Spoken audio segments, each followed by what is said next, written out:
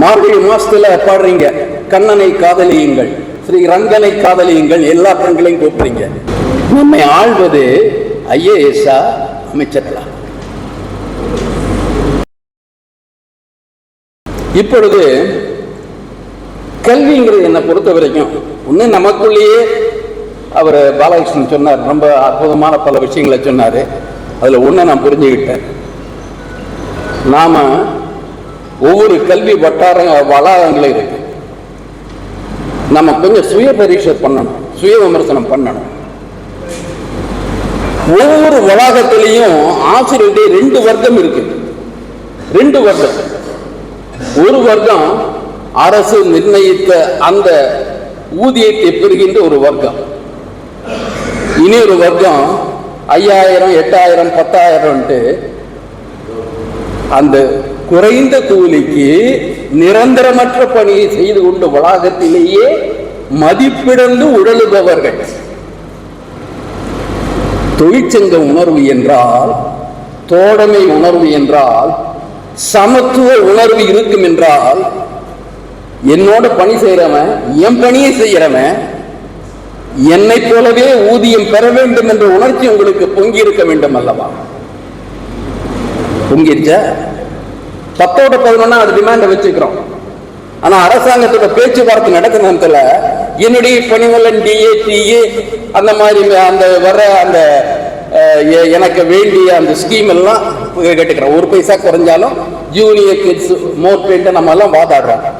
அதோட பிரச்சனையை முடிஞ்சுக்கிறோம். Same work same பேங்கிற அந்த ஒரு கோரிக்கைக்காக தொழிற்சங்கம் தனது முழு பலத்தை பயன்படுத்தியது உண்டா? குறைந்த ஊதியம் பெறுபவர்கள் அமைப்பு ரீதியாக தாமாக வலுப்படாத ஒன்றை நாம் எவ்வாறு அணுகினோம்? 2 வர்க்கங்களை வைத்துக் கொண்டு நாம் புரட்சி வெடிக்கட்டும்னு சொல்ல முடியுமா? புரட்சியை வர்க்கத்தை எதிர்ப்பதற்காகத்தானே. நீங்க ஒரு சௌகரியமா இருக்கீங்க, வசதியா இருக்கீங்க, உங்களுக்கு கீழே இருக்கிறவங்க பத்தி கவலை. உங்க அறையில் இருக்கான், பக்கத்து சேர்ல உட்கார்ந்துருக்கான், அவனுடைய பிரதிநிதித்துவத்தை பற்றி நீங்க கவலைப்படலை. இன்னும் கேட்டானே இந்த வேலையை பார்த்தான், நான் வெளியே போயிட்டு வரேன்னு சொல்லிட்டு உங்க வேலையை அவங்ககிட்ட கொடுத்து வெளியே போயிட்டு வரீங்க. சங்க உணர்வுங்கிறது சட்டம் தராததை சங்கம் தந்தாக வேண்டும். அந்த சங்க உணர்வு இல்லாவிட்டால் சங்கங்கள் இருந்தாலும் அது பிணமாக இருப்பதுதான் பொருள். அதனாலதான் இன்னைக்கும் விவசாயிகள் போராடுறாங்க, நாம பார்வையாளர்கள், தொழிலாளர்கள் போராடுறாங்க, பார்வையாளர்கள். கேட்டா நான் ஈசிச்சால உட்கார்ந்து அட்வைஸ் பண்ணுவேன், நீங்க அப்படி பண்ணிருக்கூடாதுன்னு அட்வைஸ் பண்ணலாம்.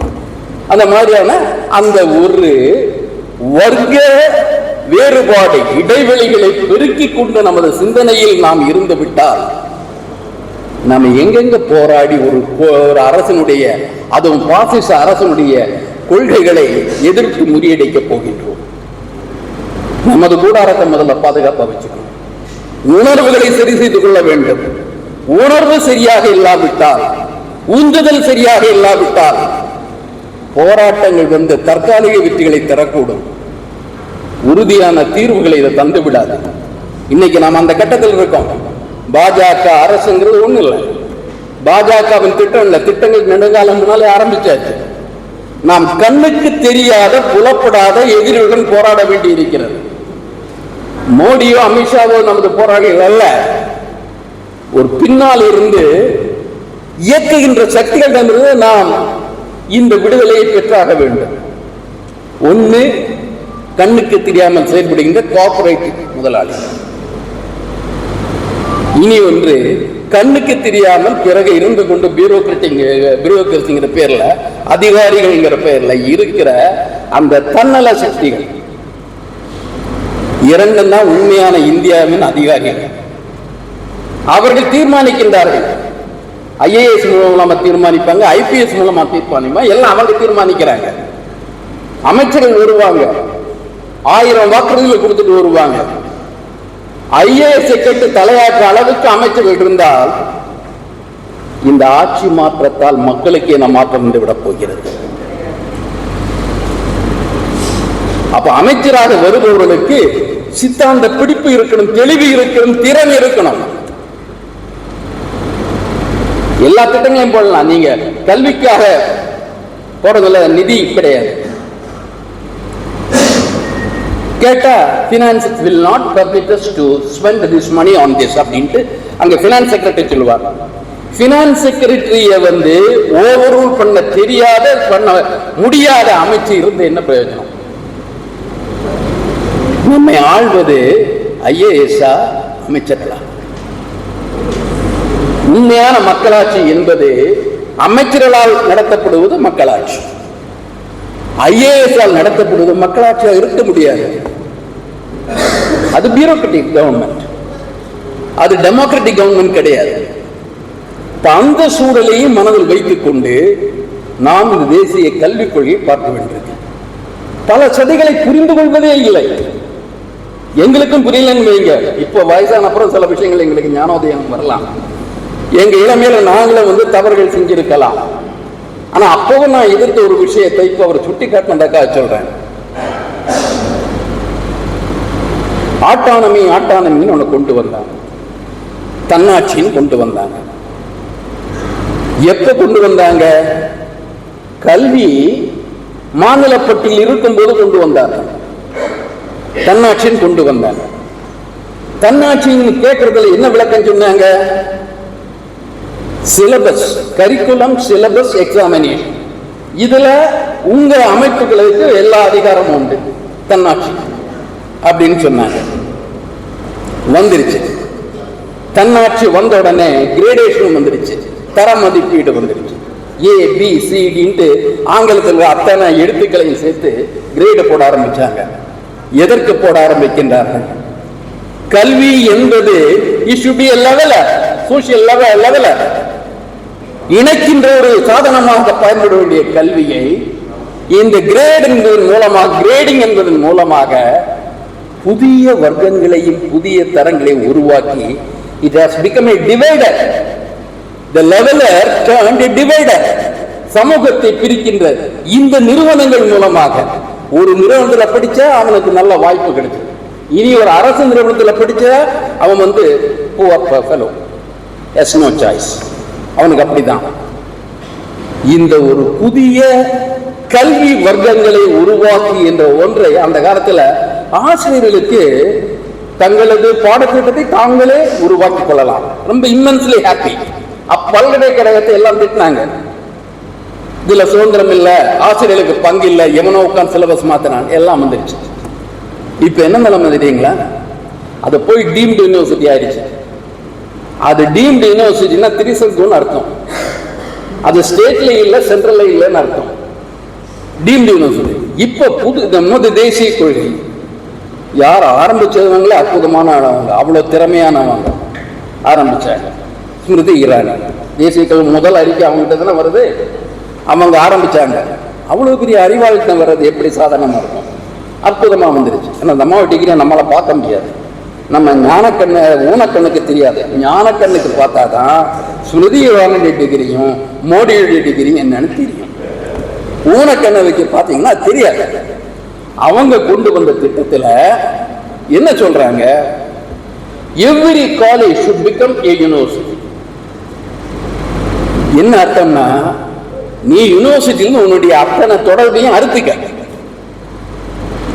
அந்த காலேஜ் கவுன்சில்ல நீ வாழை வச்சுக்க. டெல்லியில இருந்து ஒருத்தனும் இருப்பான், பார்த்துக்க. நீ